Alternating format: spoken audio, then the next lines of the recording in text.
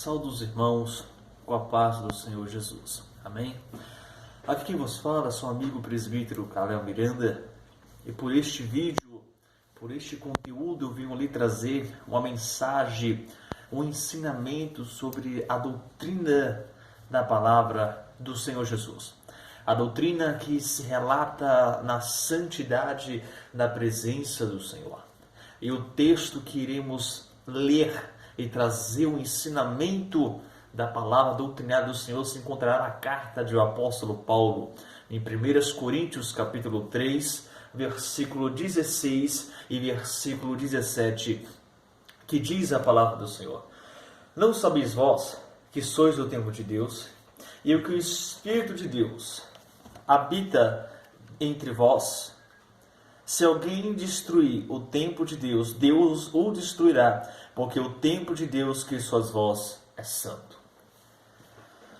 Meus amados irmãos, o conteúdo, a palavra do Senhor que nos relata, é sobre o templo, a morada do Espírito Santo. E todos nós sabemos que quando fala o templo, significa o nosso corpo. O nosso corpo é templo e morada do Espírito Santo de Deus, a qual Deus nos proporcionou em Atos capítulo 1. Quando Jesus ia fazer a sua ascensão ao céu, a Bíblia nos relata que antes dele subir, revestir os teus servos, os teus discípulos, de todo o poder, e sejam cheios do Espírito Santo. Então, a partir daquele momento, o Espírito Santo começou a participar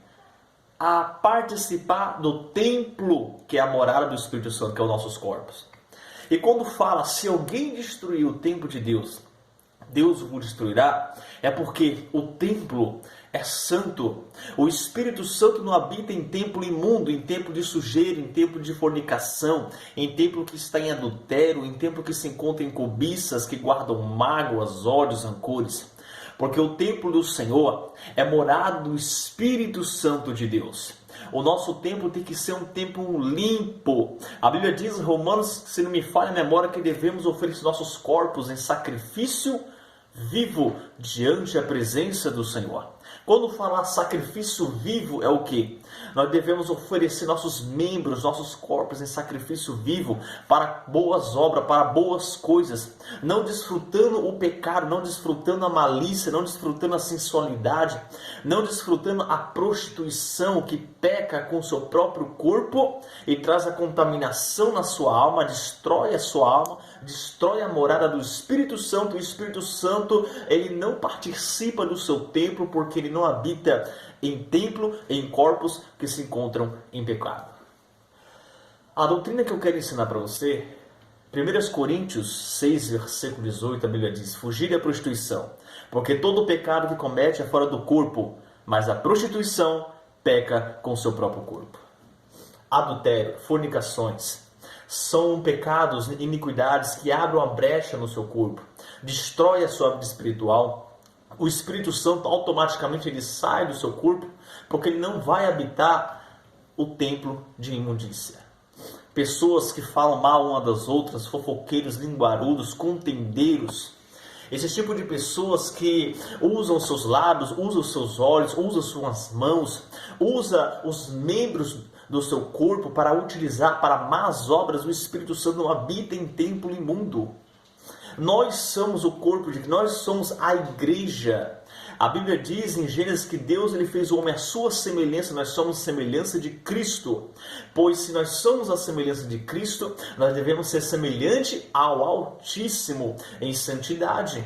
Com certeza, em convicção de fé, em convicção de santidade, de pureza, sem malícia, sem ódio, sem mágoas, e com certeza tendo o amor e a misericórdia e a paixão, e a mansidão do Espírito Santo de Deus nas nossas vidas. É isso que a gente devemos ter, o fruto do Espírito Santo. Gálatas capítulo 5, a Bíblia fala sobre o fruto do Espírito Santo. Fala sobre os frutos da carne, a qual nos conduz à perdição e ao inferno. Porque em Gálatas 5 a Bíblia diz que a carne cobiça com o Espírito e o Espírito cobiça com a carne. Entenda uma coisa, Mateus 26, versículo 41. Jesus disse-lhe para os seus discípulos: Vigiai e orai, para que não entres em tentação. pois o espírito está pronto, mas a carne ela é fraca. O que nos faz a corromper a iniquidade?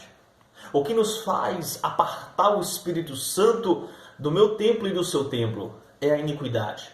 É por isso que Jesus ele nos ensina a orar. É por isso que Jesus ele nos ensina a jejuar. É por isso que Jesus ele nos ensina a permanecer na torre da vigilância.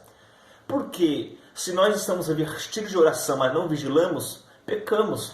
E se nós vigiamos, mas não estamos estruturados em uma oração espiritual para nos manter vertido, a gente não vamos aguentar e iremos praticar a iniquidade que aborrecerá a presença do Senhor. Então eu quero que você entenda, o templo é o nosso corpo. O Espírito Santo é o que Deus testificou e nos deixou sobre a face da terra, para que nos dê força, para nos consolar, para nos brandear com os dons do teu Espírito Santo.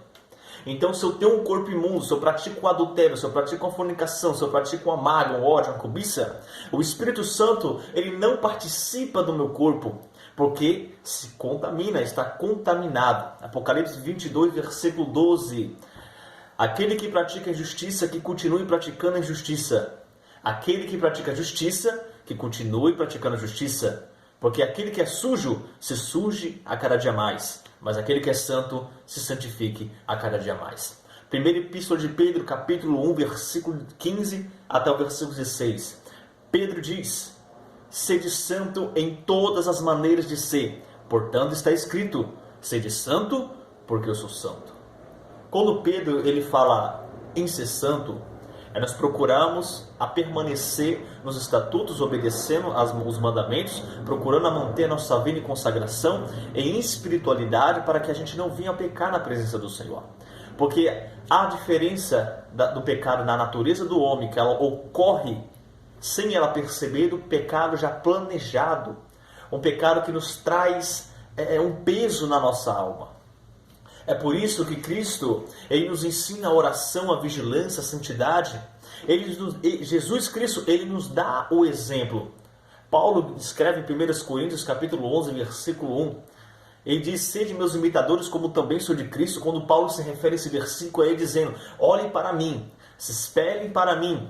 Olhem para mim, eu padeço, eu sofro, eu renuncio, crucifico a minha carne, permaneça na minha santidade. É esse exemplo que Paulo está dando para mim e para você. O mesmo exemplo que Cristo nos proporcionou e nos proporciona a cada dia no decorrer da presença do Senhor. Para que a gente venha ser semelhante a Cristo na santidade, na oração, no jejum, permanecer sacrificando o nosso corpo com jejum e oração para matar todos os desejos e as paixões da carne.